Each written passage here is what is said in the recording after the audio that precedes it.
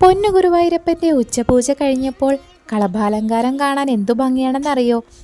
ദശാവതാരത്തിലെ രണ്ടാമത്തെ അവതാരമായ കൂർമാവതാരമായിട്ടാണ് ഭഗവാൻ ഇന്ന് ശ്രീലകത്ത് തിളങ്ങി നിൽക്കുന്നത്. അരയ്ക്ക് താഴെ കൂർമ്മമായിട്ടും അരയ്ക്ക് മേൽപോട്ട് മഹാപ്രഭുവിൻ്റെ രൂപത്തിലുമാണുള്ളത്. 4 കൈകളോടുകൂടി ശംഖും ചക്രവും പിടിച്ചിരിക്കുന്നു. മറ്റു 2 കൈകൾ അഭയവരദാന മുദ്രയോടുകൂടി ഭക്തരെ അനുഗ്രഹിച്ചു നിൽക്കുന്നു കണ്ണൻ. അരയിൽ പൊന്നിങ്കിങ്ങിണി ഉണ്ട് കേട്ടോ. കഴുത്തിലാണെങ്കിലോ 5 ഗോപീതിലകങ്ങൾ കൊണ്ട് മാല പോലെ ചാർത്തിയിട്ടുണ്ട്. കൂടാതെ വളയമാലയും ഒരുപോലെയുള്ള 2 ഉണ്ടമാലകളും ഉണ്ട്.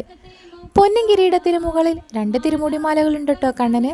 തെച്ചിയും തുളസിയും വെളുത്ത പൂവും എല്ലാം ഇടകലർന്നുള്ളത്. തോൾവളകളും കൈവളകളും എല്ലാം ധരിച്ചിട്ടുണ്ട് കണ്ണൻ. എന്ത് രസമാണെന്നറിയോ ഉണ്ണിക്കണ്ണൻ പുഞ്ചിരിച്ചു നിൽക്കുന്നത് കാണാനായിട്ട്.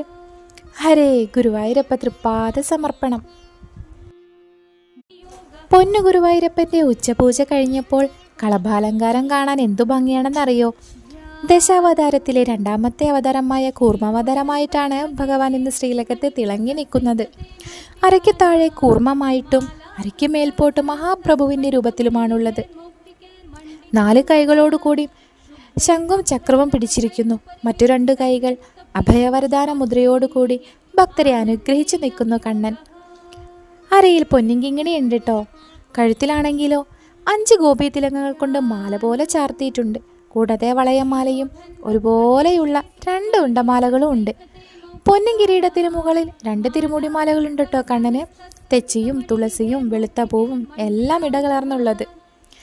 തോൾവളകളും കൈവളകളും എല്ലാം ധരിച്ചിട്ടുണ്ട് കണ്ണൻ.